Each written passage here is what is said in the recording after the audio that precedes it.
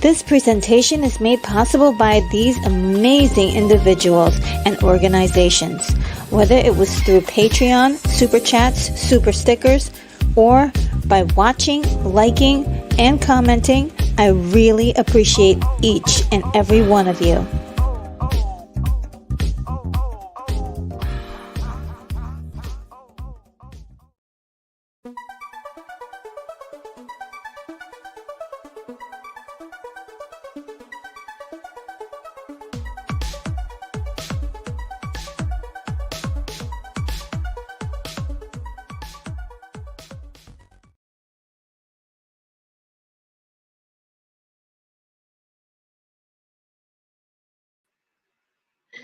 Hello, everyone. Welcome to the morning show, Morning Takes, mornings with me, Retro Nerd Girl, and I have a good show planned for you.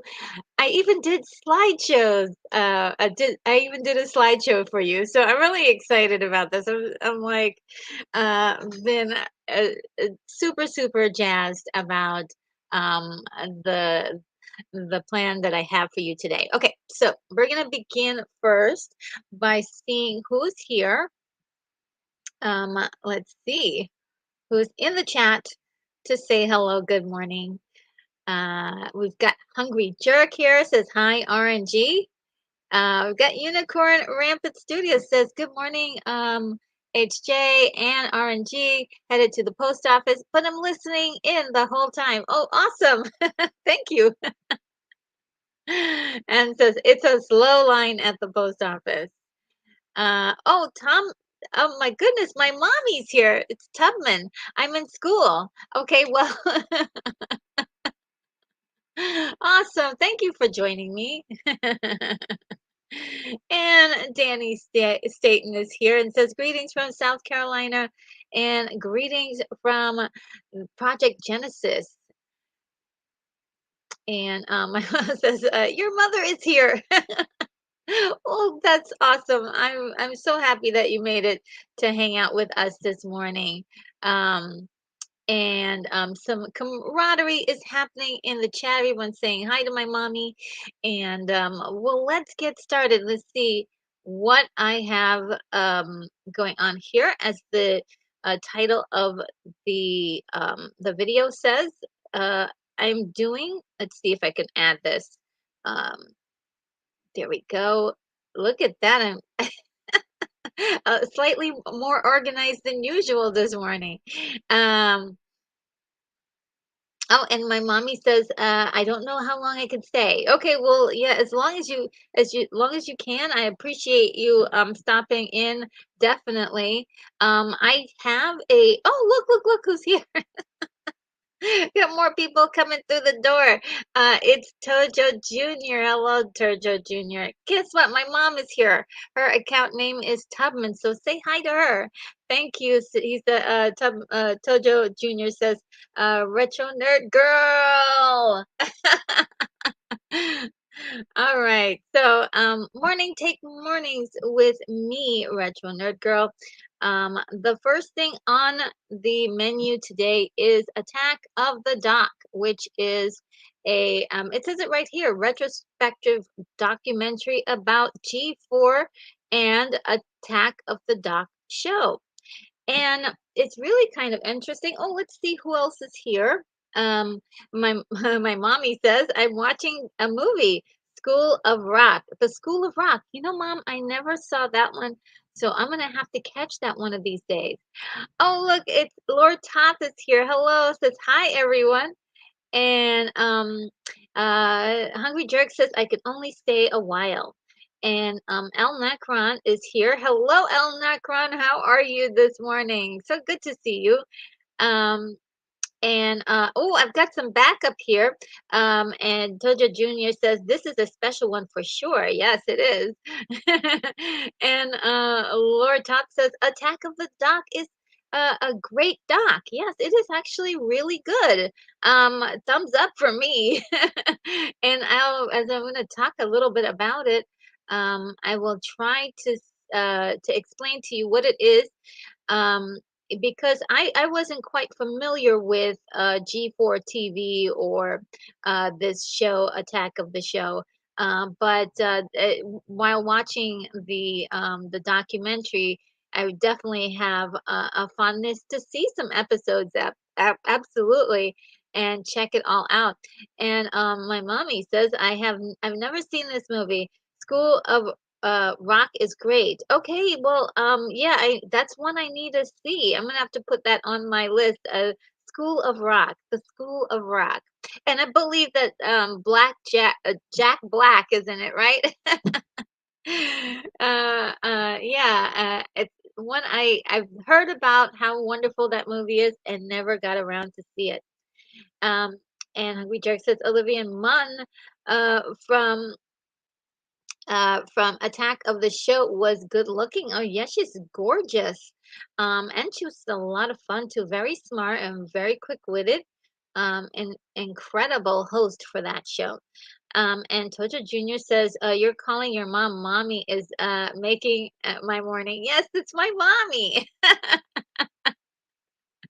And my mom says, "Yeah, he's funny. Yeah, Jack Black. Yeah, he's what a funny guy. I would really like to see him in more silly things, but he's actually becoming quite the actor. If given, the opportunity to flex his acting chops. Okay, so let me continue with the Attack of the Dock review. And guys, I got my copy from Amazon. So I went to Amazon and get it, but there are plenty places that you can see this documentary. It isn't for free. I mean, people have to put food on their table, and this is put out by Film Threat. They are actually have a YouTube channel and quite a number of things. They've been in the business for a while. Definitely in the movie review space, and there's I believe a a website as well that you can visit. And one of the people from Film Threat that is also responsible for this is Chris Gore, who is a friend of the channel. And actually, I believe all of them are friends of the channel over at Film Threat. They're fantastic.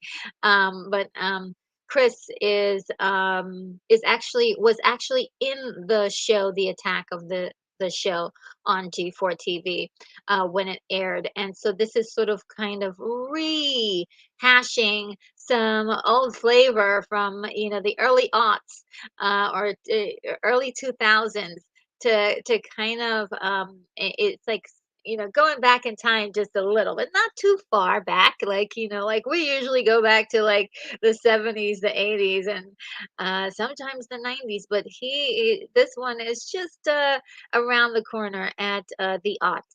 But it's far away now. That now we can definitely say it is retro. So let's see what else. Um, my mommy says that I'm in the classroom with a bunch of nerds. I love it.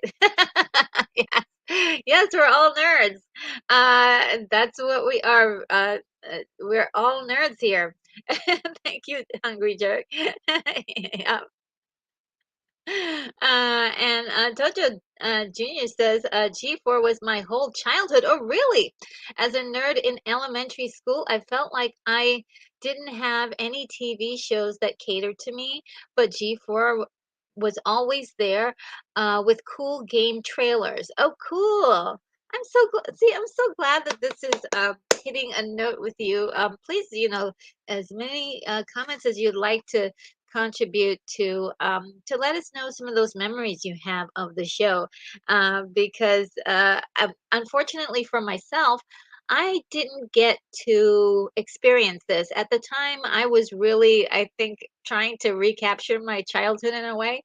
So there were only two channels that I really watched. Oh, well, maybe three. The Sci-Fi Channel I watched, the Cartoon Network, right?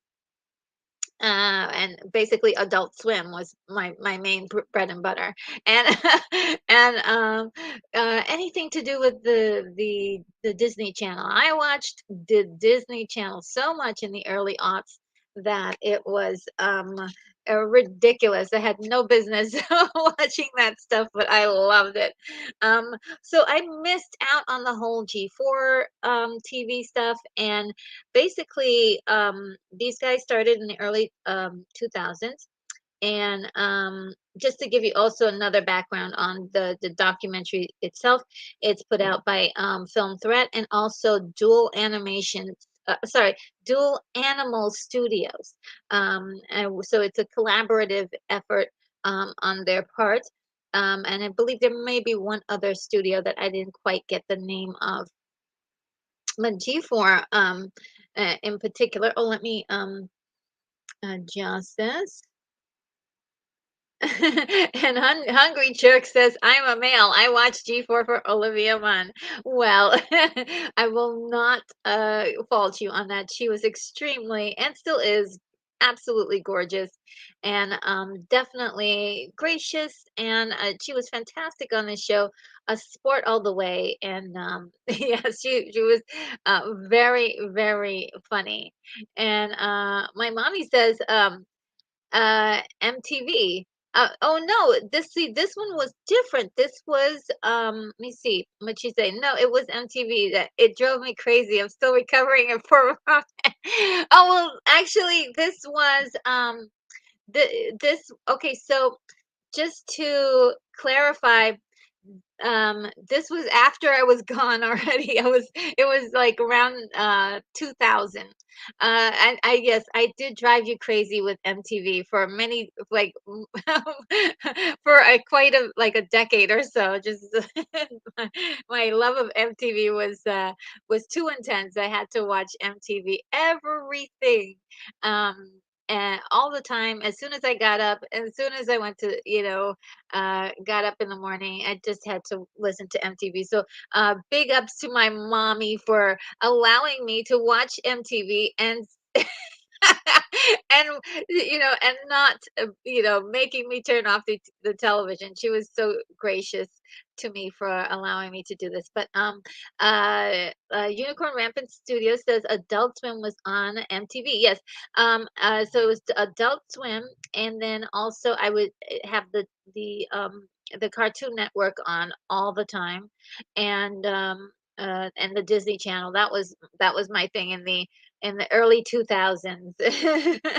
um, and I have no idea why. I just was drawn to those particular channels, and the sci-fi channel, as I mentioned before. But so I never heard of G4 TV until recently, when this documentary came about, and people were talking about it and was saying how it reminded them, of they had such great memories of watching the show, and how it inspired so many things that we have in our pop culture today, including the lovely Olivia Munn. And so, let's see. A hungry jerk says my parents said no MTV in the house, so no cable. Oh no! Oh man, that had to be hard. Did you overdo it once you became an adult? You just went for it and just watched MTV all the time? I think by then, though, they were probably just doing reality TV shows, which is quite interesting. I do have a little update though on MTV that I'm gonna talk about today. Unicorn Rampant City says, unfortunately for me, I try not to watch Disney since I saw Bambi in 1977, but I did watch all of the other channels. Oh, okay. Yeah, Bambi was pretty traumatic. Um, and we've got this. I think I'm reading that correctly. Uh, uh, this. I think I'm not sure. But I'll just call you this for now. Everybody loved to Sci-Fi Channel back then, until they went Sci-Fi. Oh, Sci-Fi Channel. Yes. Well, yeah. When they went Sci-Fi Channel, ooh, yeah, it changed a lot of things. But yeah, Sci-Fi Channel was the stuff. Hungry Jerk said I had to go to a friend's house to watch MTV. Oh no. Well, in the early days, that's what happened. We didn't quite get cable just at the very beginning, but once we got that MTV in the house, man, I couldn't stop watching it. And my poor mommy had to listen to me sing all of the songs off key. And my mommy says, now you see how liberal I was with you guys. Yes, absolutely. She was so wonderful. We had a wonderful mommy. And Jojo Jr. says, real one stayed watching Cartoon Network until King of the Hill came on. Yeah, King of the Hill. I didn't quite get into that one, but it is. I saw a few episodes and they were good. It just wasn't as good as some of the other things that I was watching. And Unicorn Rampant Studio says, obviously you do good work, Tubman. Yes, my mommy, my mommy is fabulous. She really is. And so let me continue a little bit further on with the review. Because here's Chris Gore back in the day with G4 TV, and just I wanted to go through some of the points that I wrote down, some notes. Okay, so on G4 TV, when they were first getting started, they combined with another show that was sort of a tech show. I'm just really like, and they started doing this thing where they created G4 TV as an interactive TV on cable. So it was viewers would kind of influence what the show would be all about, which is actually really good. It's kind of a lot like what goes on YouTube today, where we have this dialogue back and forth. We have a lot of people like, okay, what am I doing next week? And people comment like, hey, polls and all sorts of stuff. Well, they did a lot of that stuff back then before YouTube was even a dream. And so between uh yeah, and so it sort of bridges the gap between what we know of television in the early 2000s to kind of like the modern day.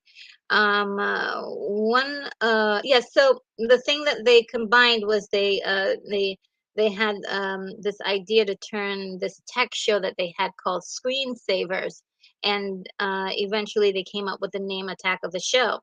And the first person that they got to host the show was Kevin Piera. I hope I'm saying his name correctly. Who was originally an assistant on another show. So it was really kind of interesting. He was at some point he was doing both jobs, but he has really incredible comedic timing, hilarious, is like really witty and funny, thinks on his feet, and just incredible as a host. Then during this whole thing, the documentary, there are these really hilarious CG animations, kind of dramatizing what happened, and it's really funny. So the the documentary has the same flavor of comedy as what they're trying to tell us about the show. So it was actually put a big smile on my face. I was smiling pretty much all through the documentary up until about the end. There are some documentaries, guys, that when I done watching those documentaries, I'm like, what did I just watch? Just like completely traumatized. But this is like completely different, or just was laughing and giggling the whole time. It was really fun to see all of the hilarious things that they did on this show. It's just and I'm sure the documentary is just a small sample of all of the things they did, but those CGI dramatizations were so hilarious. So the story is they were looking for a second. Well, there was a lady who was already, um, I guess, on the screensaver show, and she decided she didn't want to do it anymore. She was wanted to a change. She was burnt out, and they needed a new co-host for Kevin. So they went on the hunt, and they found Olivia, which Whitney Cummings was actually almost going to be. She was almost gonna be the host, but and they said they loved her, but Olivia kind of won out at the end. And Olivia, should see some of the things that Olivia does on that show. It's just hilarious, and maybe some of the stuff is probably way, way, way not wouldn't be accepted today. But inappropriate humor. But still, I laughed because I understand the nature of what it was for the time period it was in. Yeah, we wouldn't do that today, but hey, it was the early aughts. Now, Comic Con was something that Chris Gore, well, he was actually gonna he had a show because he was on the show DV Dudes Day. So you get it's like DVD. and Tuesday put together, and so it's DV Dudes Day.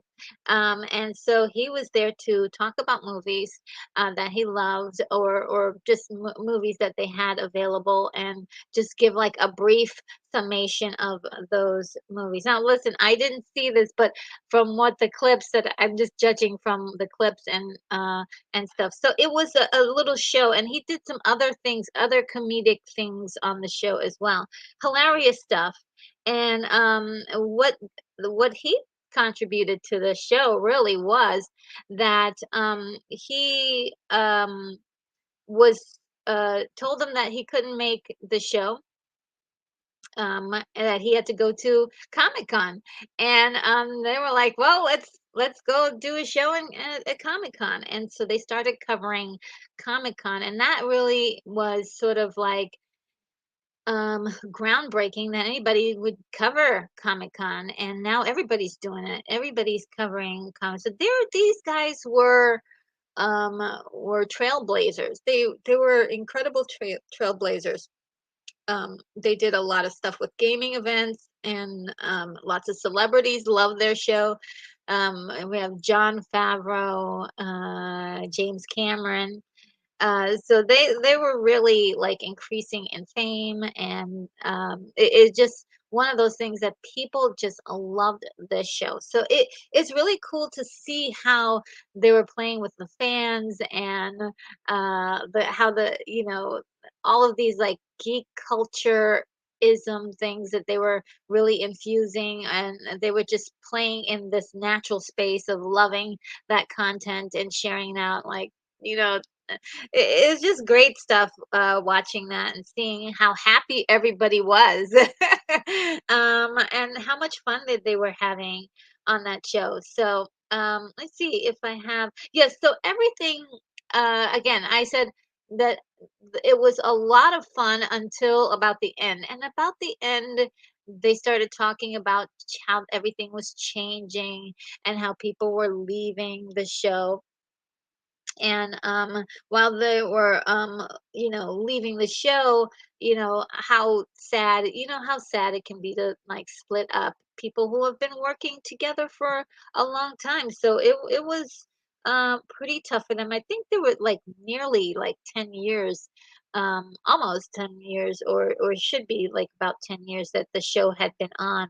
Um and believe it or not, they pretty much was at the height of their like fame and everything when the show was canceled, or I'm not sure exactly how they decided they were going to go with the Esquire network, which didn't last too long, but they wanted to upgrade the the content, if you will, and was not really, didn't really like all of this like silly humor, inappropriate stuff.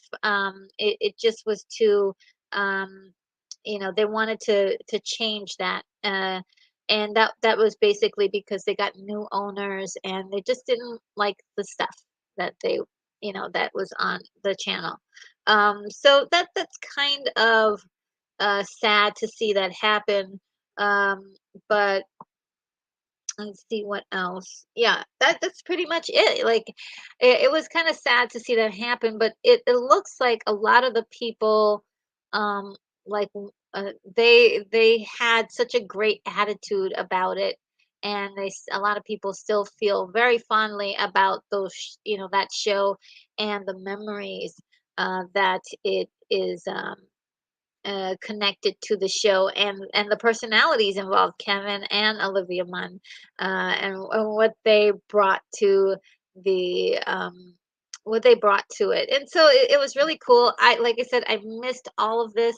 I didn't witness any of this firsthand, but I love this corner of history. This is history that kind of will be lost if we didn't have documentaries like this to tell us about culture that's actually happening around us that we're missing.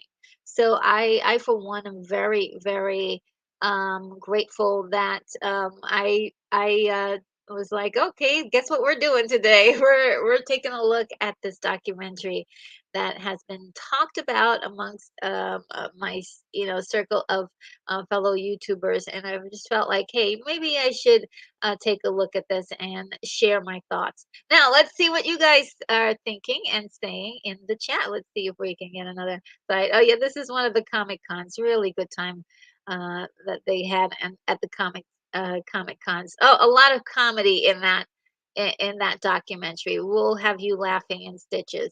My mommy says, "Wow, Hungry Jersey, sorry. At least you were able to see MTV at your friend's house." And Hungry Jerk says, "Went to a convention in San Francisco years ago. G4 personalities were there. Boy, they had a huge crowd of fans. Yes, that's the other thing I'm realizing. There are so many people who, again, speak very fondly about G4 TV and definitely about the show Attack of the Show. And my mommy says, well, Unicorn, I did my best. There was always room for improvement. Oh, she's so sweet. And this says, Ford G4 used to be Tech TV, yes, which had X Play, and then they became Esquire, and everything fell from there. Oh, yeah, I think a lot of people, they're so they're not understanding who their audience is, right?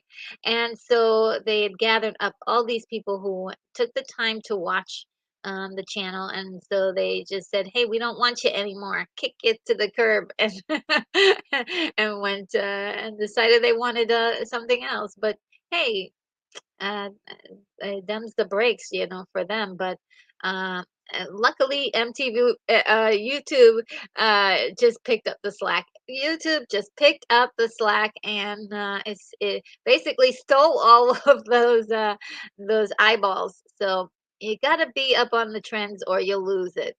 Um, Hungry Jerk says, Tubman, my parents couldn't stand Star Wars too. That's all you kids think about is Star Wars. Oh man, see, I was lucky that my mommy loved Star Wars. She may be a bigger fan than I am.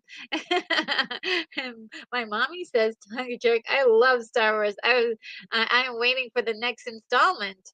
Uh, oh, I wonder, mommy, did you ever get to see The Mandalorian? That is so good. It's so good. Um, at least season 1 and 2. Season 3 is a little shaky, but season 1 and 2 is they're fantastic. Oh, and also Visions, mommy. You have to check out Visions. Um, they did there's a Visions 1 season 1, which is okay, but season 2 is excellent. Excellent, mommy. You'll love it. Hungry Jerk says Olivia Munn is half Filipina. Um, and Tugman says, my mommy says, Hungry Jerk, my father was very strict too. He would not dance or listen to certain types of music. We could not dance or listen to certain types of music. The more he restricted, the greater the desire to do the things that he did not want us to do. Guys, it's the real Footloose here. True, true story. Oh man, I love when my mommy shares stories of her childhood, and um, it's always really awesome. I want to get a my mommy to write a book about all this stuff. Unicorn Rampant Studio says, as a child, was the strictest one in the house. Um, Everyone was very fun-loving and open-minded, and I found it to be totally too chaotic. Oh, really? Wow. And Unicorn says, survive the oldest child. I tried to boss everyone around so they could be quiet. As the oldest child, I was bossy, is what I meant to say. Okay, yes. And my mommy says, well, the oldest child is given a lot of responsibilities. Yes, yes, yes. I know. And Hungry Jerk says my parents were good Tubman. They couldn't stand Star Wars. They never watched it, even though we got lots of Star Wars stuff for Christmas. Oh, interesting. They were like, yes, let's just buy them something, some Star Wars stuff. So you give and you take. I didn't have any Star Wars. I never asked for any though, but secretly I wanted it. Secretly, I was like, I want a Millennium Falcon. But I that was my problem. I didn't ask for the things I wanted. Unicorn Rampant Studios says, it's true, of course. I still think I'll I I still overreacted a little. Oh, well, you were a kid. You can't blame yourself too much. Uh, my mommy says, "Hungry Jerk." Perhaps they wanted you guys to focus more on things that matter. For example, education, of course.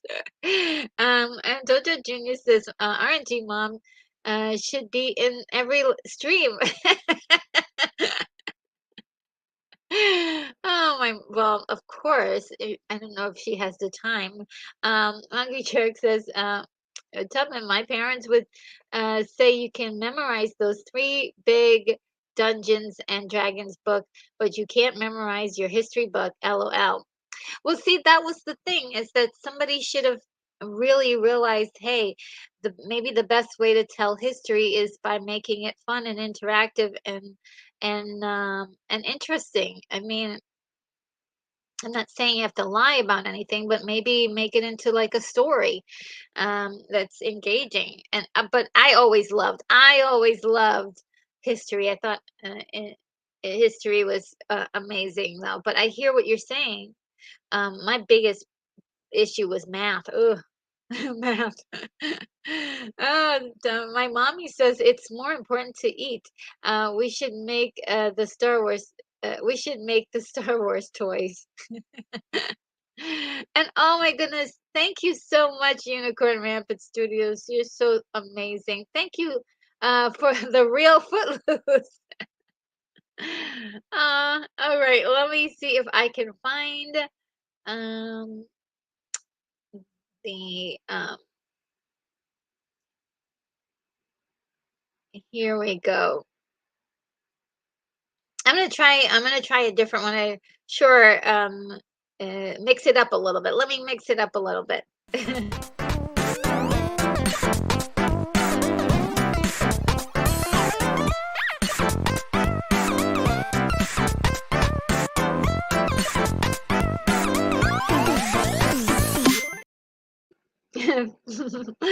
Oh man, I just love that little ping at the end. Thank you so much, Unicorn Rampant Studio. I appreciate it so much. You're so kind. And oh, William Blake Hall is here. Says, what on earth is going on? I don't even know what this is, but I was in the neighborhood. Good morning, Tevin. Oh, so cool. Yes, I am talking about, well, I'm just finishing up, talking about the G-Force, G-Force. I'm thinking about G-Force. The Attack of the Doc um documentary that just came out recently, and I was able to catch it on Amazon.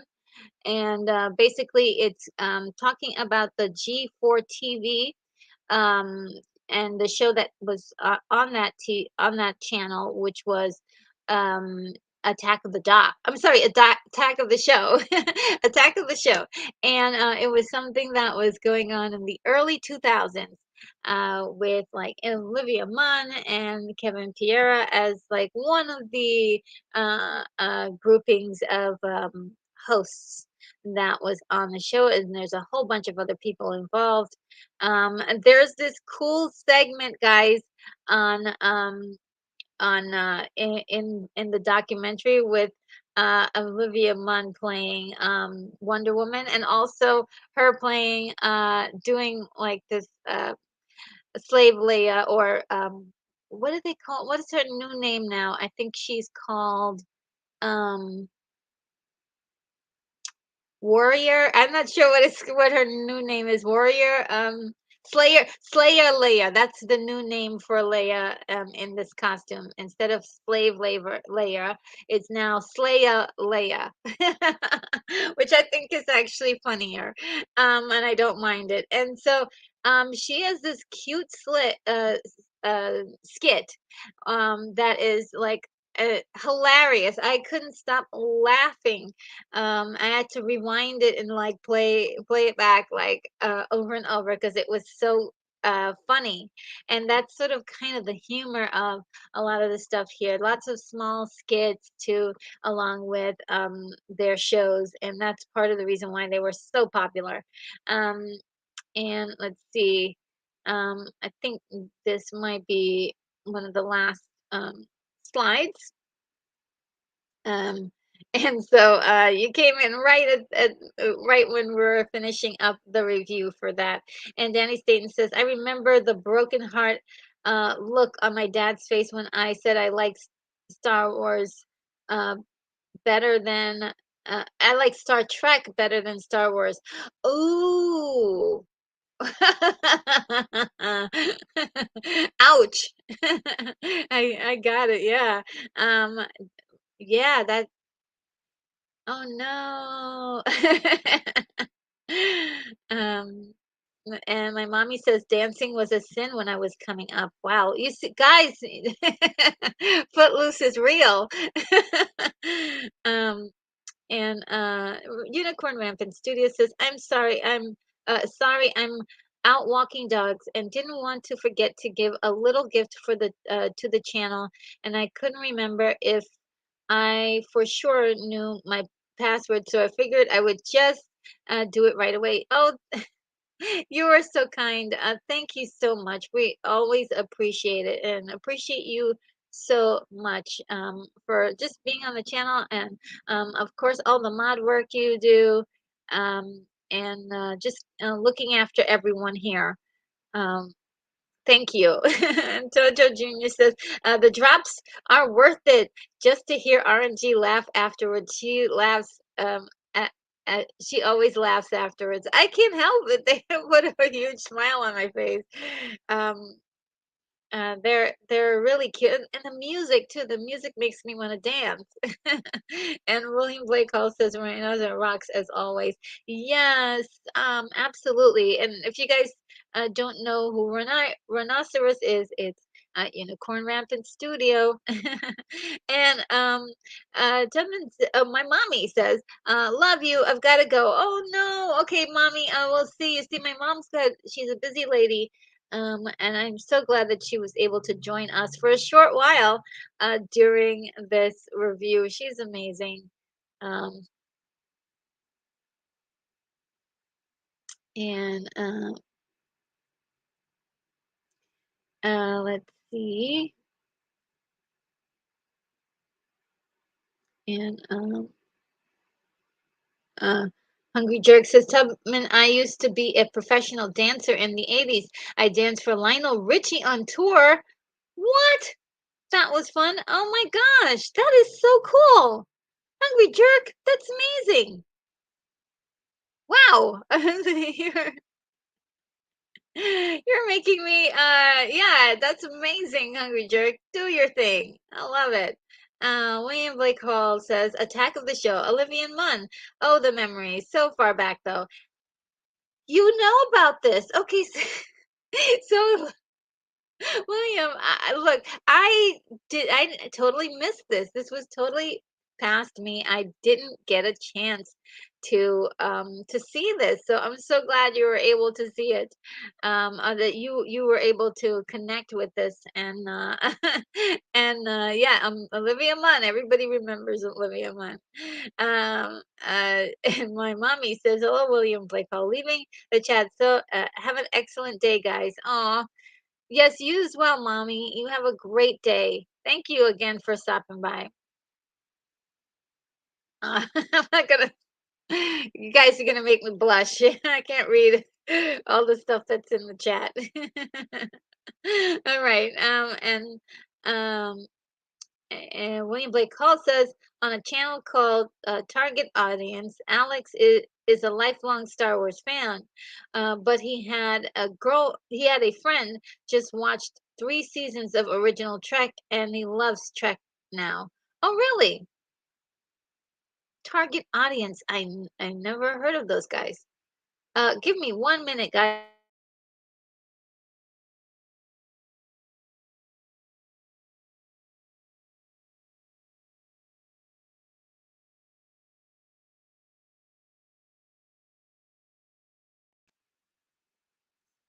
That was quick. I just needed a few moments. And Hungry Jerk says, has anyone here see the fan-made film of Raiders of the Lost Ark?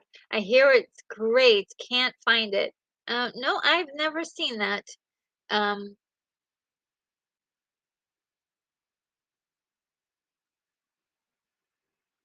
oh, and William Blake Hall says, I wonder if Hungry Jerk and Stunt Brett ever met. Interesting, yeah.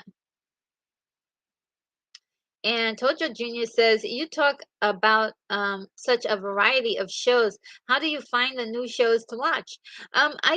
Well, they just happen. I follow a lot of people who cover movies and stuff.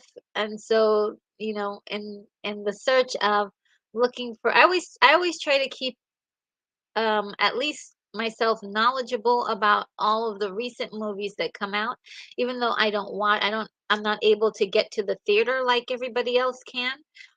So I try to keep up on new things. So that's thank you for for saying that. And yeah, that's basically what and how I heard of this because I follow Film Threat and they're a really great channel, and uh, they they were always mentioning that this documentary was going to come out, and so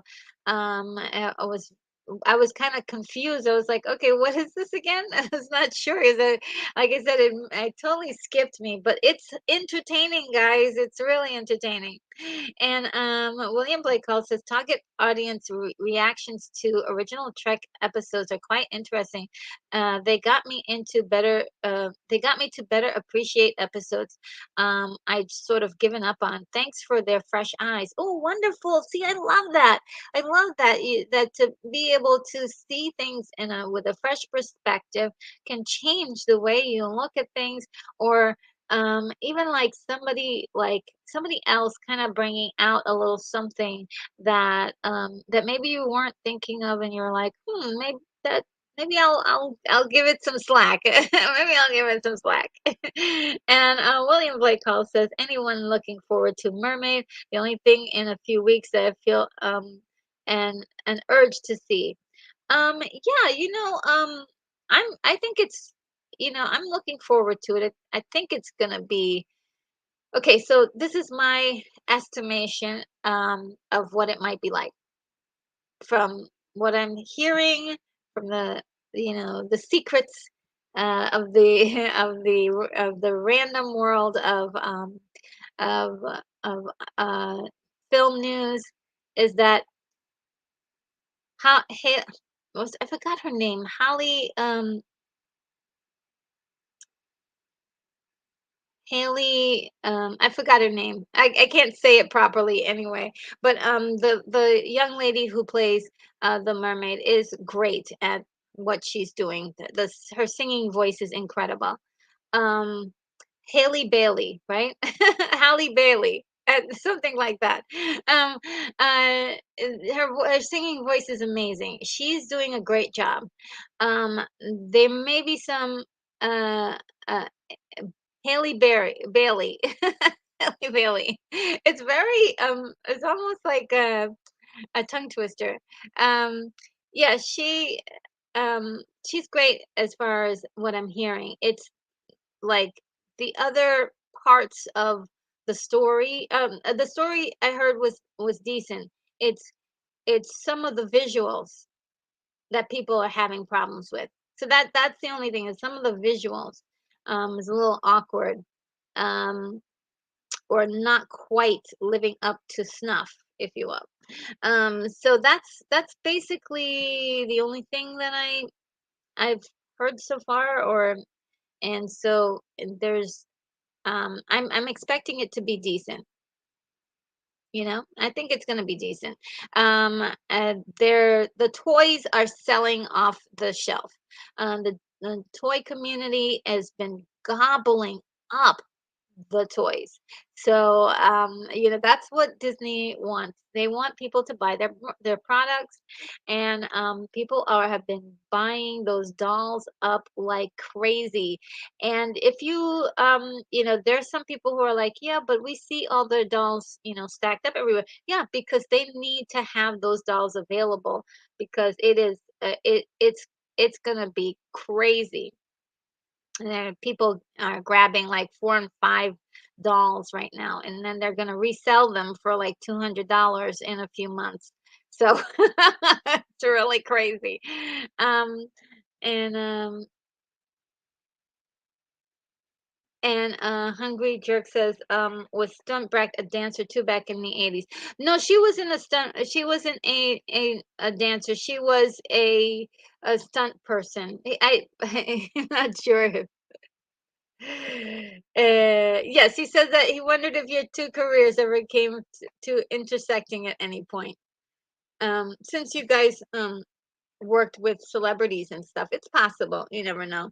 Um, and Toto Jr. says, I'm confused as to why Disney is focusing on CGI live action films when they age so much worse than hand drawn animation films. Yeah, I mean, they make a lot of money. They make a lot of money right out of the gate. It doesn't matter the quality. It matters how much money they make. So I know it sounds cold, but they make money, and that's all they care about, and it's not about the quality anymore. Um, and so if they came out with something brand new, they have to wait and see if it's going to take hold, if people are going to like it, and that kind of thing. They don't have patience for that anymore. They want to get that $1 million, $1 billion movie. So William Blake says, yes, I got that one. And um, uh, And William Blake Hall says sometimes live action works. There wasn't a live action Jungle Book starring Sabu. Yeah, I heard that one was really good, and Aladdin was decent, and what else? A few others. They said the Cinderella was incredible. Um, and Unicorn Rampant Studio is back. Says, "Oh, what a feeling!" Oh boy. And yeah, okay, so to my next story, guys.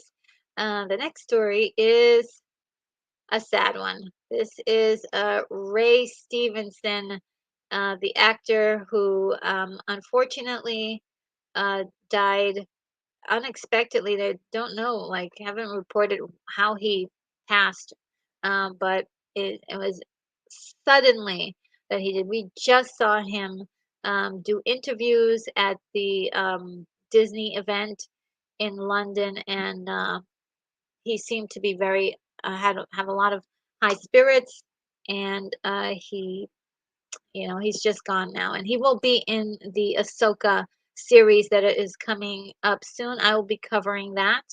Um, and I'm like, who knows what they're going to do with the storyline for him, but that's not really so important right now. It's just really sadly, rest in peace, Ray Stevenson.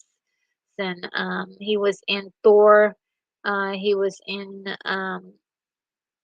RRR, which was a fantastic movie if you haven't seen it, and quite a few other movies. It was almost like he was just starting to get that household recognition he deserved, and it's just he's actually also working on, I believe, two other films.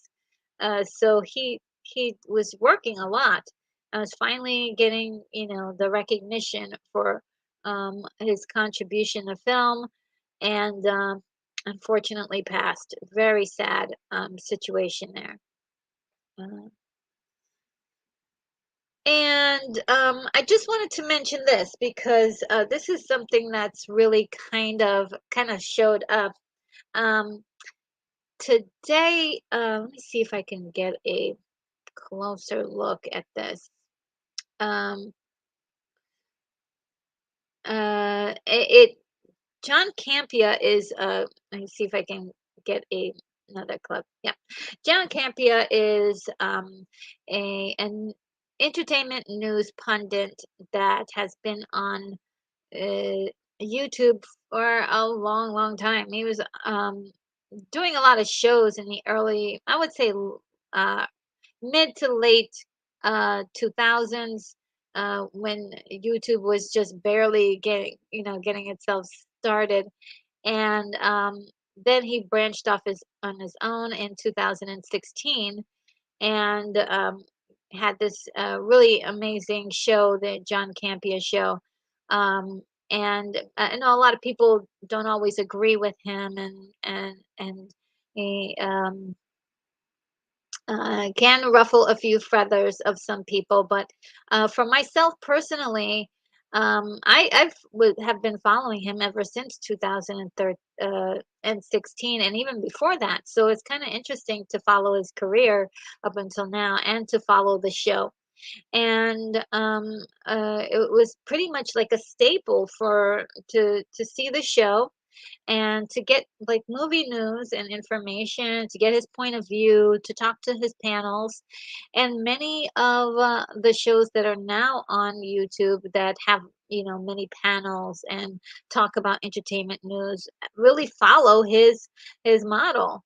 And not to say that he created the model, but he was very influential in having a model for this, especially for film news.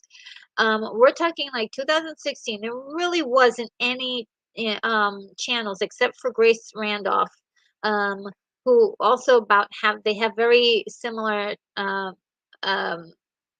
uh, histories on YouTube as being really one of the first um, people to cover the news as a personal, like, personality, not attached to any particular company or anything, but from the ground up built their own selves as personalities. So lots of respect goes out to those guys for doing that.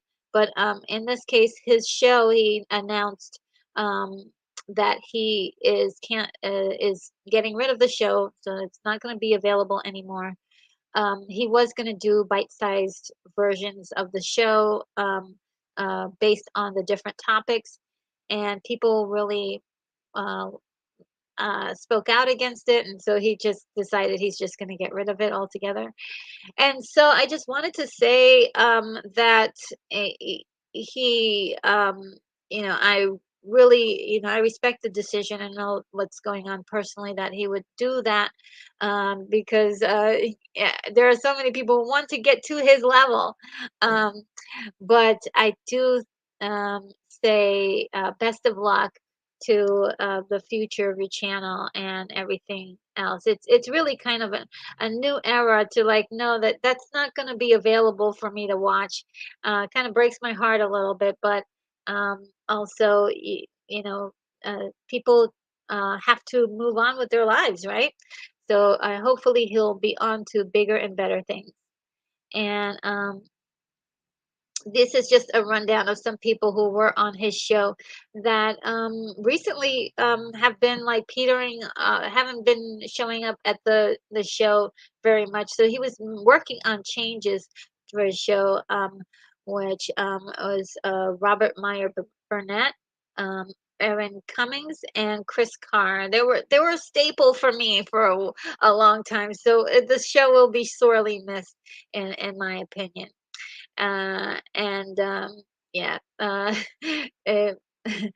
let's see. Monkey Jeeves says he doesn't have anyone else to use because he fired our. Well, yeah, I'm not sure. I think they. Yeah, I don't know. I have no idea what is going on behind the scenes and stuff. But it's it's kind of a tough one. Like uh, I want to see, um, I whatever personal, like sometimes you just want to do something different. You get tired of the same thing, you want to change. But I also, you know, it's breaking a lot of people's hearts because it's been part of the routine here on YouTube to see them all together, all of those guys. So kind of seeing this kind of makes me a little teary-eyed, and I kind of miss seeing all of them together. Um, Now, guys, let me see. This is the next news piece, and I just didn't want to forget about some of your comments here. William Blake Hall says, "Thief of Baghdad, a live-action classic." Ooh, I would love to see that. I would love to see that. Um, Doja Jr. says, I wish Disney would re-release the originals in theaters." Yes, so a new generation of Disney fans could see the originals in theaters before the live action remake. Yes, that would be so awesome. But I think they think that those other versions are antiquated, and they just don't like it. It's like the same thing with Star Wars. Now, I mean, I hope that they got some really good feedback from showing the Return of the Jedi in theaters, and I really wouldn't mind if they did all three of the movies, which I feel like that's what they should have done. Had like, Summer of Star Wars, where they, every so months, every so often during the summer, and release one by one the original Star Wars, and so on and so forth. I mean, it would have been great to to show us that. That would be great. That would have been great. Uh, but yeah. Can't always the best ideas, and we're going to talk about more stuff with Disney later on. It's really, you know. Unicorn Rampant Studio says Lionel Richie is burned into my retinas and into my brain. Yes. Oh, I love that song. I'm not gonna sing it. I'm not gonna sing it, but yes, I listen to that song almost every day, because I have 80s music playing at work, and so it's just that's one of the songs that is on the playlist. And let's see. Hungry Jerk says, Unicorn, I know Disney does that, but found Song of the South on YouTube. Can't figure. Really, you did? Wow. uh, and Monkey Jeebus, which I didn't say hi to you, Monkey Jeebus. How are you today? Says Disney doesn't care about art. Um, and I'm starting to think that. I'm starting to agree with that because I think they have a lot of tools at their beck and call, and I just feel like um, it's been overrun with this whole idea of making $1 billion on, you know, certain things, So money is ruling it, and not creativity and longevity. And Monkey Jiva says SJWs took over Disney, and it's all about influencing kids and LGBT agenda. They don't care about old fans. Interesting take on that. I don't know um, enough about that, but part of me is like I want there to be some place in the middle. Like I want there to be somewhere in the middle where if that that we're getting content that is um uh that we have more control over the kind of content we're watching. um I don't know. It's a tough thing. I do want people to be able to see uh different stories out there, but I do want to see like there's been an emphasis on like completely isolating straight men, and I think that's a big problem because they're part of our, straight men is part of our society, part of you can't make good on doing something by excluding anyone from the conversation, and that's what's happening. There's exclusion, and not enough of everybody coming together to have the conversation. That's how I feel about it. It's probably not always the way that everybody believe. Um, and Unicorn Rampant Studio says, yeah, but they do believe in churning their audience. Yes. And I believe when you're talking about churning their audience, meaning they're always looking for the next group of kids to become fans of whatever it is, whether it's like Star Wars, like, oh, yeah, yeah, the OGs that love it. Yeah, whatever. We get a new audience of kids that just, they're just so yeah, kick you to the curve. Yes, you've been buying all the Star Wars merchandise, but we want to get those fresh young minds to do start buying all of our products, and we want new merchants or new customers to take their money, um, and or a new generation to influence. And this is says that I still wish that Exo Squad got a 3 season, um, but then again, got a third season. But then again, it would probably be caught doing all of the stuff Exo Squad was getting away with back then. So I have not seen Exo Squad. So is that a cartoon? I think we talked about that. Um, we'll have to come be a part of our conversation on Friday. We're talking about cartoons then. So and Unicorn Rabbit Susan, and I'm not talking about stars. I'm talking about Sleeping Beauty and Fantasia. Oh,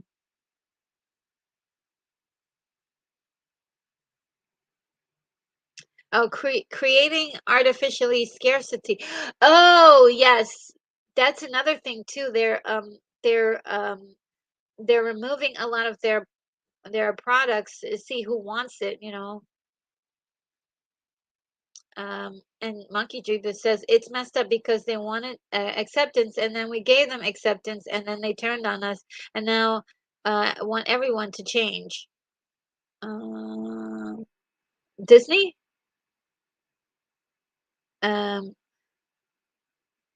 And Hungry Jerk says, "Thanks everyone, gotta go." Well, it was great having you here, Hungry Jerk. Thank you for being here. It's awesome, and thank you for sharing your stories about dancing in the 80s. We love hearing stuff about that.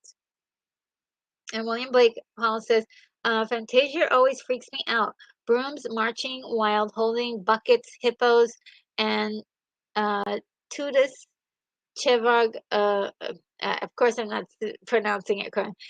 Chev, Cher, Chern, Chernav, Chernarvag. Oh gosh, I'm just messing that up. Rising from the bald mountain.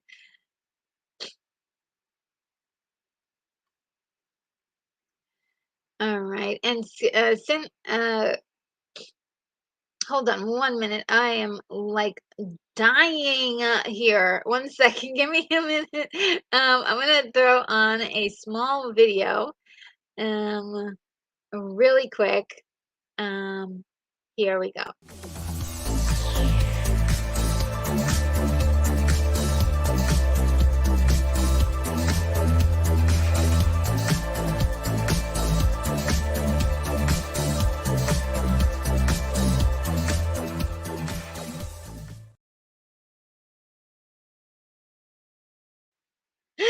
Woo! Wow, wow, wow, wow, wow, wow. All right. Sin Havoc is here. Sin Havoc 5150. So great to see you as always. You are awesome. And let's see.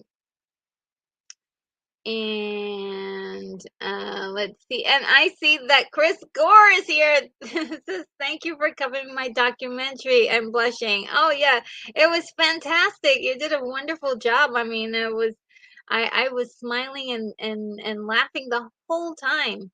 And up until the end, and I was a little teary-eyed, because it was just hearing how it all dismantled. And but it looks like you guys had a great time while you were doing it.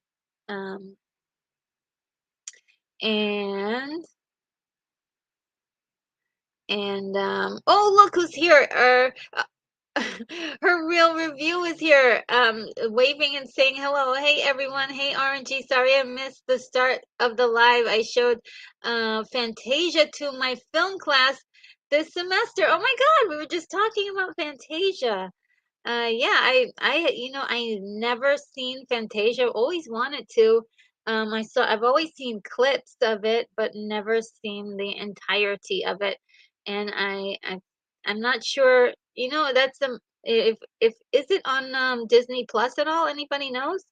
Um, and this says, yep, Exo Squad was a Saturday morning cartoon in 1993 that talked about racism, how slavery doesn't work, and the horrors of war, losing loved ones in war, and killing off a lot of main characters. Oh, wow.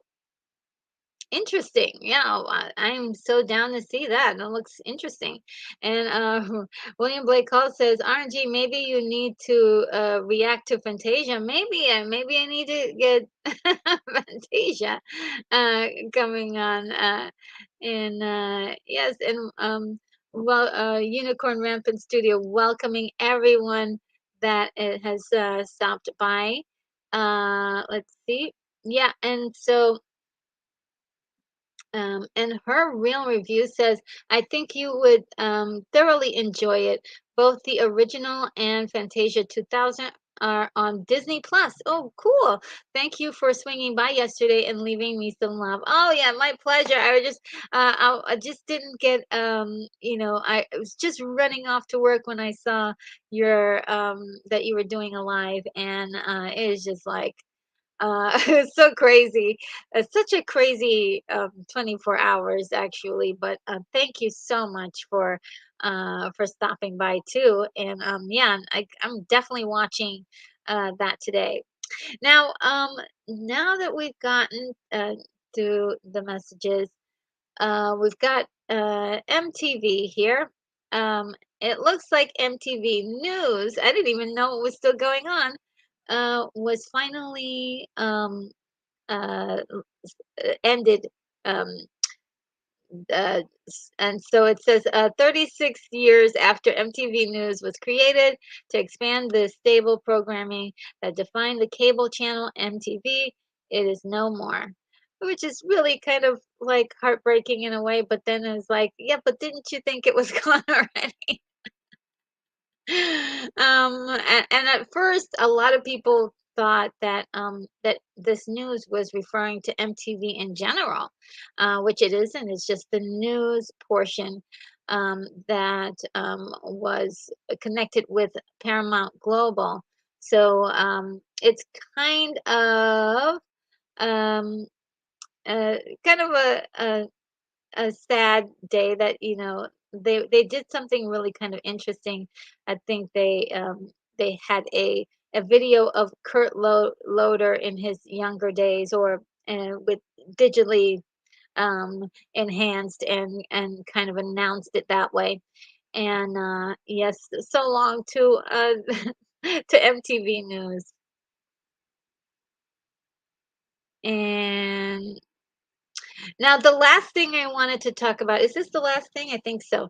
Um, the Galactic Cruiser, Star Wars Galactic Cruiser hotel experience. Guys, I was hoping that maybe one day I could actually be a part of something like this, but I I will not. It's really kind of sad that we're not going to be able to experience this. But I'm gonna check in the comments really quick to see that you what you guys are saying really quick. Um, Unicorn Rampant Studio says passing through some spotty reception. Okay. And William Blake Collins says, bring back good old videos, MTV. Geez. Yes, yes. I mean, the whole reason why we have so many, even videos for a lot of these shows, I'm sorry, a lot of these music videos is because of MTV. And there were more advancements in making music videos back in the 70s, like the late 70s and early 80s. But MTV used to be the event, right? You had a specific video meant for launching on MTV.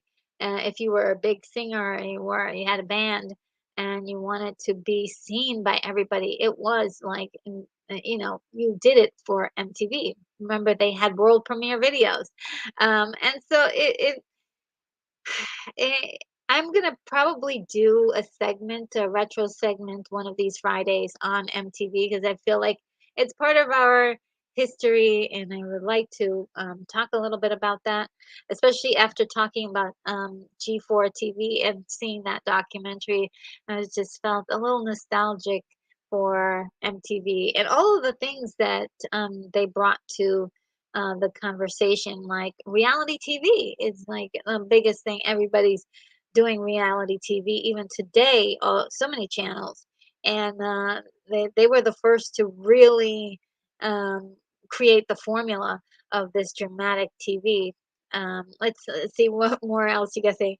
Unicorn Rampant City says also known as Squirrel Hill at the land of marginal reception. Oh, and her real review says, I hate that we lost the days of MTV, VH1, and BET. Yes, actually showing videos and video content. Yes, you have to search for it on YouTube, which is interesting and fun. But there was something quite good and entertaining about seeing these shows on a daily basis, and to see, especially when they had the countdown shows, because you would know like if those your favorite video got kicked off the countdown. It was like not doing so well anymore. It's just really so much fun. Uh, it's also yet another time, another historic moment. Um, and Unicorn Rampant Studio says, and yes, I wholeheartedly support actual music videos. Also, actual music that we can get that again too would be cool. Yeah, that would be, they are making it. They are making them, but you can only find them on YouTube. Um, and it's a real struggle um, to find, like recent music. Because you've got to know that the recent music is coming out, and a lot of people are just dropping their entire albums in one day. It's a different animal, whereas you get the leakage of like, oh, one song, next song, and it could be like 2 years and you're still listening to the same album basically, but you're getting um the maximum of flow or the maximum reach for your songs. Here it's just gone and here and gone in a minute. There is more reach though. Technically, there can be more reach on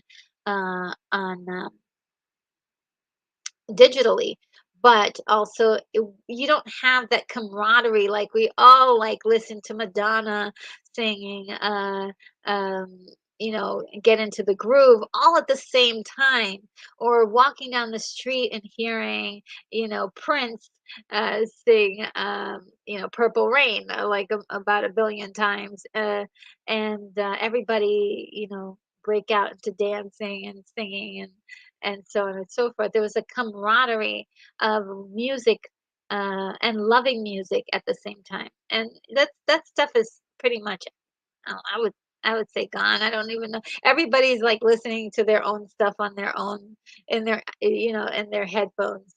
Uh, and maybe it is better that you don't have all that noise coming from other elsewhere, but there was something about you could walk down the street and listen to the latest song. If you did, and that was like the 70s, and like even before then. And William says there's a video that hasn't been seen in 40 years. Don Henley singing "The Boys of Summer." Yes, it came back on 5 months ago and raked up to 200 million views. We need good videos. Yes, that's another song I play almost daily at work. And her real review says, "I heard this is super expensive. It's like 5,000 for dollars for 2 nights." Yes, yeah. I think 6,000 is what I heard for 2 nights, and it's a trip. And this says, it's not surprising seeing how MTV production is now going to Sylvester Stallone, Tulsa King, and Yellowstone TV, and all its spin-offs. Interesting. Um, this says YouTube pretty much replaced music video department. No need for MTV anymore. Yeah, and you can pretty much curate your own music. It's just gonna take you have to do the work, and most people don't have the time. I was actually gonna start putting together little playlists for people, and but the problem that I would have would be how long would the playlist be? Would it be how long would somebody be willing to listen to a playlist? And her real review says, I told my students that the really good um, thing about MTV is that we grew up being exposed to more genres uh, because of MTV. I grew up loving rock, rap, pop, and R&B. Yeah, me too. It really expanded my taste for music. Luckily, my mom, uh, you know, was she she was studying opera, and so I was always in love with like opera and classical music. And I'm not like a expert at knowing everything, but there are certain operas that I really love.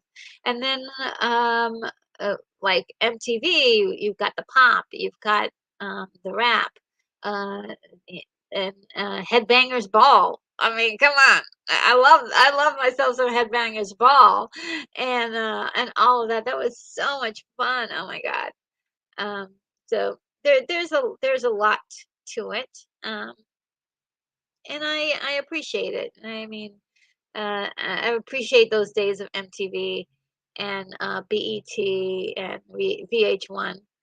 VH1 wasn't the one that I visited that much, but it was like, in a pinch, if BT or MTV wasn't doing anything, you got VH1 to fall back on. And you could unicorn Manfred Studio says, or a thriller, yes. Um, and William Blake Hall says, I love Sade forever. First tuned on to her on MTV. Yes, she was fantastic.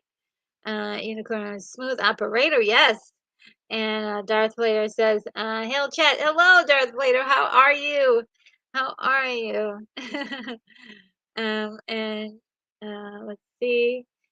William Blake Hall says, "RNG, I'd love some way to send video clips, not always necessarily music your way. Um,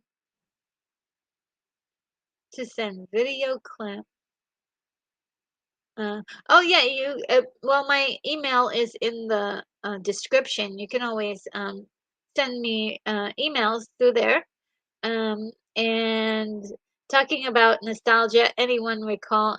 USA Network's Night Flight and uh, all all night clips show.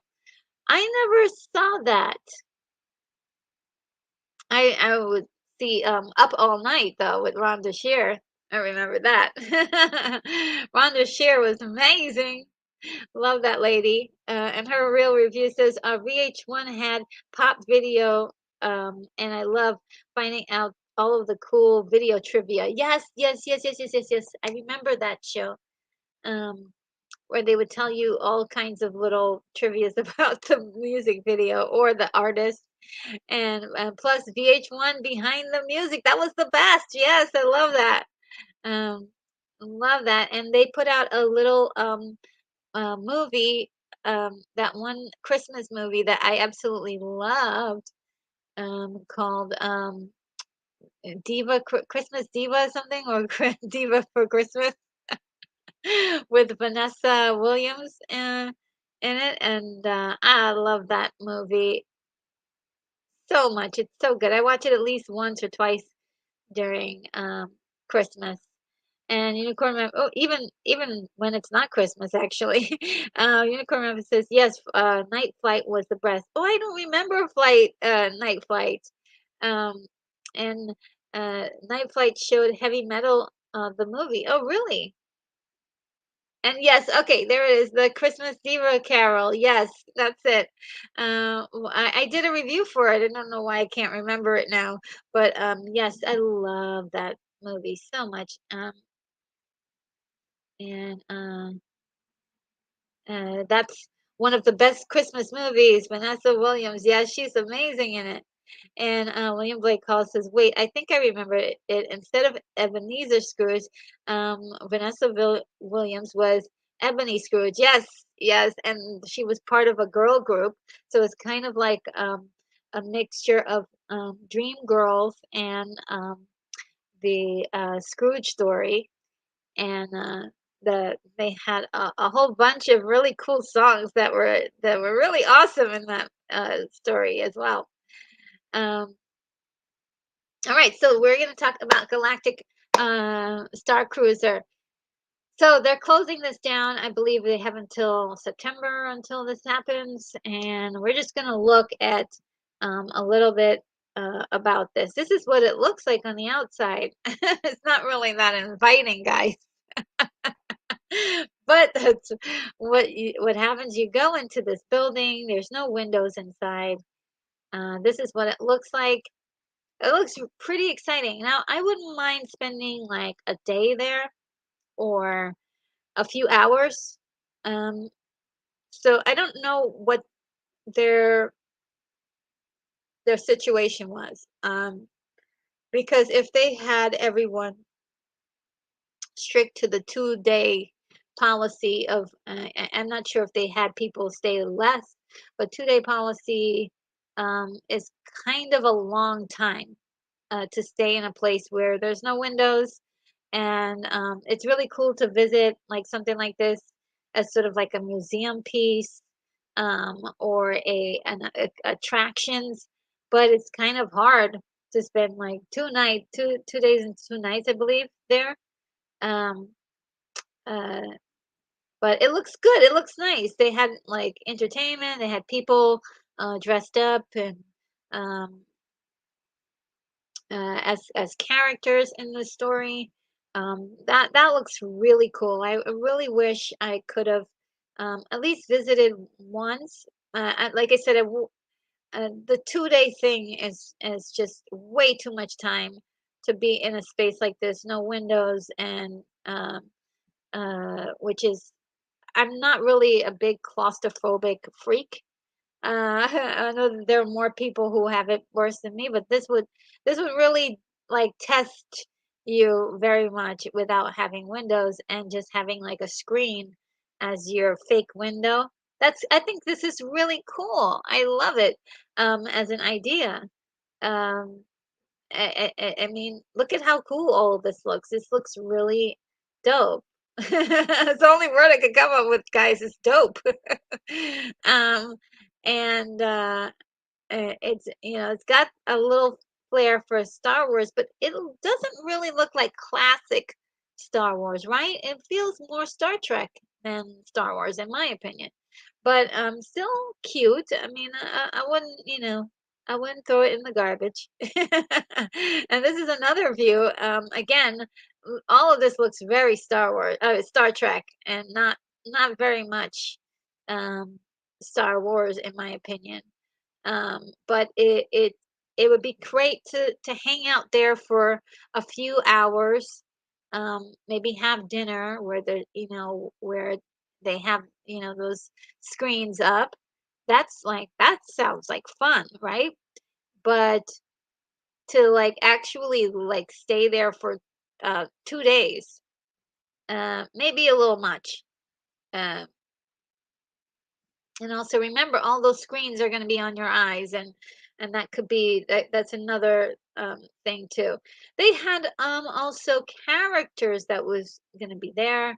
That's all, fun and cute. I think that's really cool. But imagine how much money it must have cost to keep this going. This is a lot of money that you're paying for. A lot you're paying um for all of this extra stuff.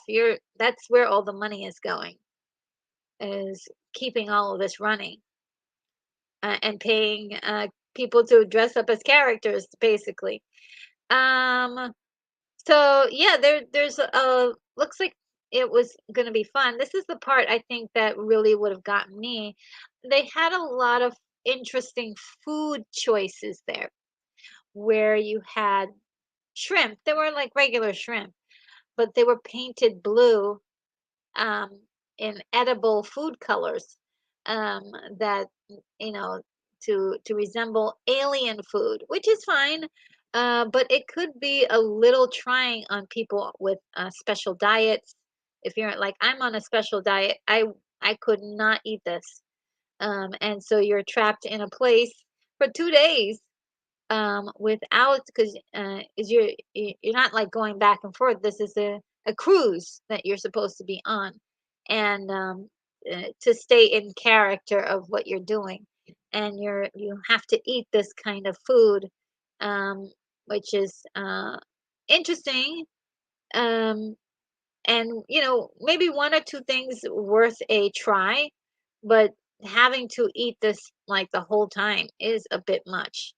That that doesn't look appetizing to me, but somebody might find that interesting. It's just like a weird color. I don't know. I couldn't eat it. I could not eat it. Um, and this looks like it might have been, if this is a dessert, this looks like it might be yummy. Um, but it's still weird. It's still like it's cool to grab a few things and try a few things, but not there weren't any choices for regular food, because you were on the cruise, and therefore doing the whole thing. There was also activities that you had to do, that you had to take part in, and you couldn't, I don't think you could get out of them either. So more interesting food choices. I think that's cool. Um, Also, I think, I'm not sure if Star Wars or Disney knows their customer base. Are their customer base used to eating, trying out experimental food, or are they used to like burgers and fries, and or like mashed potatoes and things like that? Like, just just saying, those are not also my food choices either, but just to say, like, you've got to know your audience, and I'm not sure if everybody who came to the to the experience was ready for this kind of stuff. So I think that's kind of a deterrent for a lot of people. I'm not sure if they're just not doing well, or if they are doing well, but they just couldn't um, pay for um, all of this stuff. Like, this was if this was just like too expensive to keep going. So that's the other question we have. They're not really divulging that information, but we're just guesstimating here. We're just thinking out loud. But unfortunately, I mean, I wish I could have gone at least for a day to experience something like this. But 2 days would is definitely a lot of time. Um, and This is an example that somebody put together by the name of Kevin Lynch of a place called Lucas World, where you can kind of have this immersive experience as well. So I thought that was fascinating. We got people coming up with these incredible ideas of putting together these make-believe worlds of uh, for Disney and Disney Star Wars. And this is another thing that kind of got me going because I heard about this little place. This is a place in Los Angeles called the Scum and Villainy Cantina, and it is just the cutest little place that has a Star Wars theme. I think that is so cute, and it doesn't cost $6,000 to visit them and eat, hang out for a few hours, and then go home. I think that is probably more appropriate, and I can't wait till I'm able to go out to California and experience this. This looks like it's going to be fun. Um, uh, and This is something that I found online as well. I was watching Star Wars Theory, and they were talking about some original concept art for um, uh, Galaxy's Edge and a couple other uh, spots that was just about, making this immersive experience for visitors. And this is actually quite gorgeous. And there's another piece here too.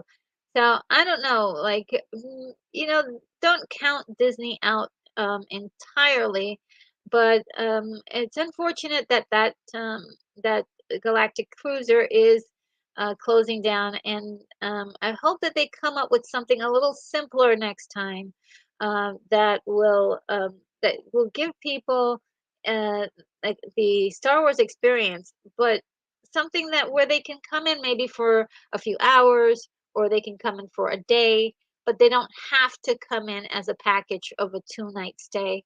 Um, and that's a lot to ask people to do. Let's see, what's that? And I think I am done here. This is my last one, guys.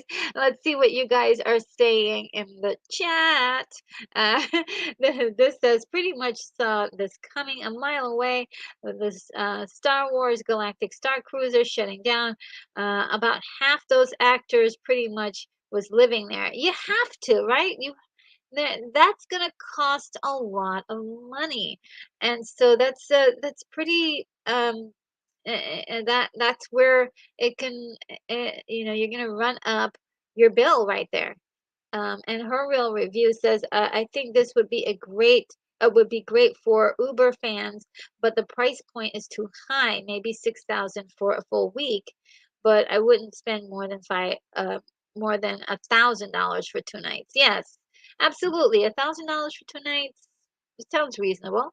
And also, if you're gonna be there and you're not gonna be able to leave, that's another, deal breaker for me. I just feel like um I'm a fan, but I want some freedoms, just a few freedoms. And I think a lot of people had a lot of issues with this because it was based in the sequels and not the original timeline, the original Star Wars movies.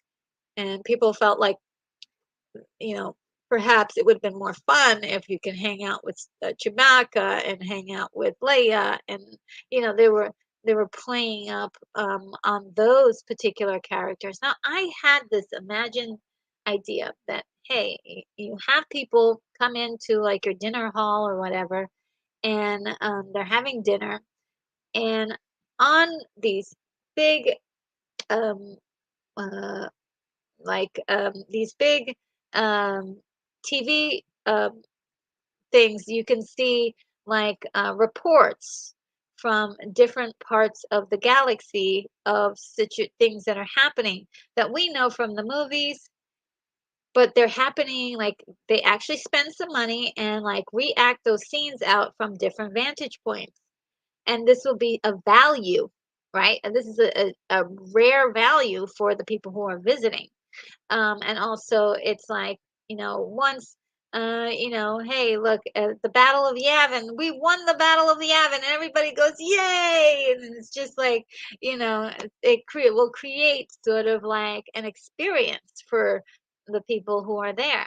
And they should consider doing more things like that, where um, they're actually giving people not just a chance to um, to pretend to be interacting with an alien, but actually like something like that, and actually spend the money and reshoot parts of the films that we love, and tell it like a news report, like, hey, we just heard that uh, the Emperor and Darth Vader have been killed, and now they've the the empire is no more, like, and see how people would react to that, um being fully in outfits. And I think too that other part of it was, I'm not sure if anybody did this, but like people who love cosplaying, like to be able to like wear their stuff,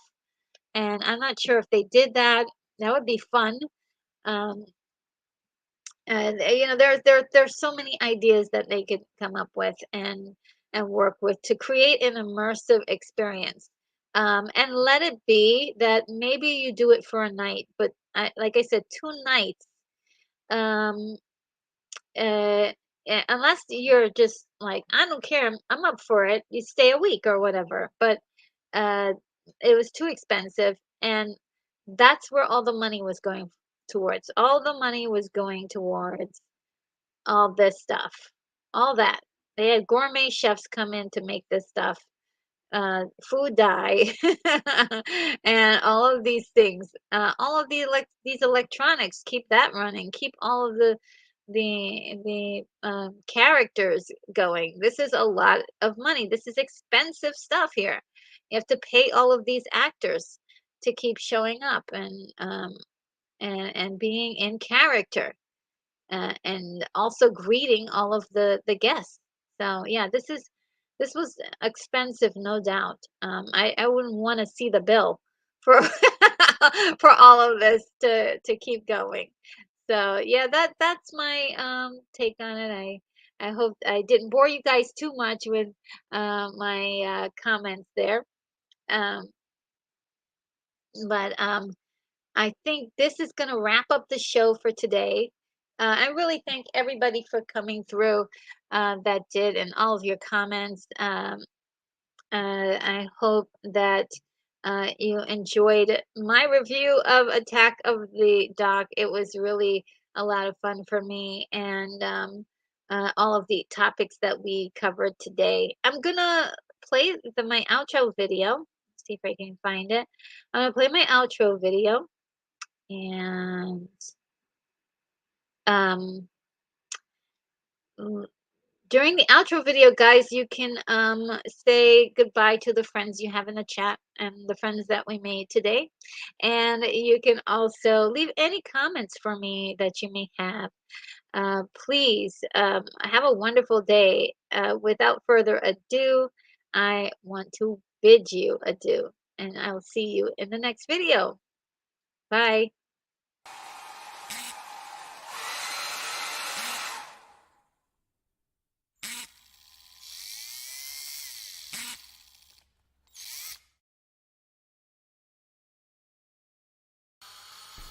Retro Nerd Girl, you are clear for takeoff.